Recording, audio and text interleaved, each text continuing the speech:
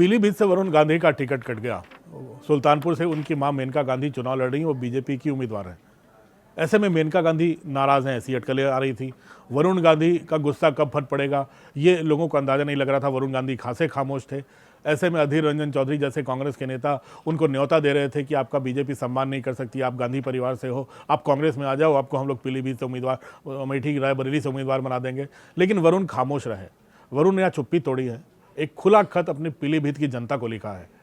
खुले खत में उन्होंने कुछ बातें दोहराई हैं। अपने बचपन, जब वो 3 साल के थे तो पहली बार पीलीभीत आए थे अपनी माँ का हाथ की उंगली पकड़ के, और अब तक जब उनको टिकट नहीं मिला है, अब तक जनता के साथ, वो पीलीभीत की जनता के साथ रहे हैं। ये पूरी की पूरी चिट्ठी उन्होंने लिखी है। उन्होंने लिखा है कि जब ये पत्र लिख रहा हूँ तो अनगिनत यादों ने मुझे भावुक कर दिया है। और उन्हें वो 3 साल का छोटा बच्चा याद आ रहा है जो अपनी माँ की उंगली पकड़ 1983 में पहली बार पीलीभीत आया था।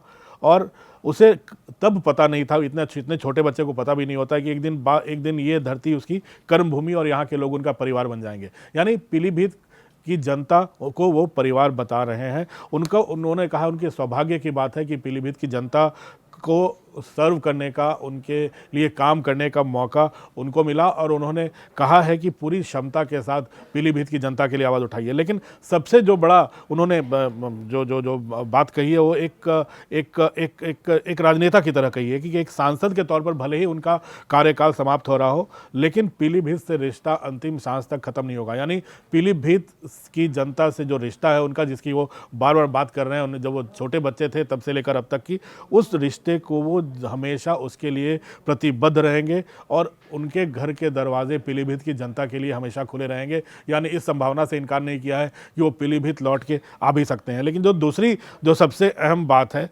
ये इससे ये साफ हो रही है कि वो राजनीति से अभी संन्यास नहीं लेने वाले, वो राजनीति से दूर नहीं रहेंगे। और दूसरी बात उन्होंने कही है कि वो राजनीति में आए थे आम आदमी की आवाज़ उठाने, और पीलीभीत की जनता को ये कह रहे हैं कि वो आम आदमी के लिए आवाज़ आने वाले दिनों में भी उठाते रहेंगे, भले ही उसके लिए उन्हें कोई भी कीमत क्यों न चुकानी पड़े। हाँ, ये लाइन काफ़ी मायने रखती है जब उन्होंने लिखा है कि मैं आम आदमी की आवाज़ उठाने आया था और आज आपसे यही आशीर्वाद मांगता हूं कि सदैव यह कार्य करता रहूं, भले ही उसकी कोई भी कीमत क्यों ना चुकानी पड़े।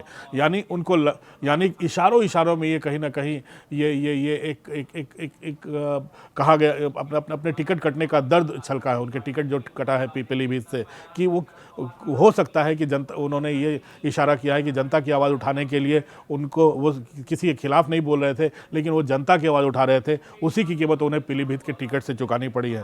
इसलिए अब उन्होंने सीधे कहा है कि राजनीतिक गुना भाग से अलग उनका पीलीभीत से रिश्ता रहा है। तो कुल मिलाकर उनके जो छोटा सा खुला खत है पीलीभीत की जनता के नाम, उससे 2 चीज़ें साफ हो रही हैं। पहला, वो कोई बवाल नहीं होने वाला जिसका लोगों को अंदेशा था। न मेनका गांधी ने कुछ खिलाफ कहा, न वरुण गांधी ने। दूसरा, उन्होंने इशारा किया पीलीभीत की जनता से उनका संबंध आगे भी जारी रहेगा। यानी पीलीभीत उनके लिए भविष्य में भी राजनीति का एक मैदान रहेगी।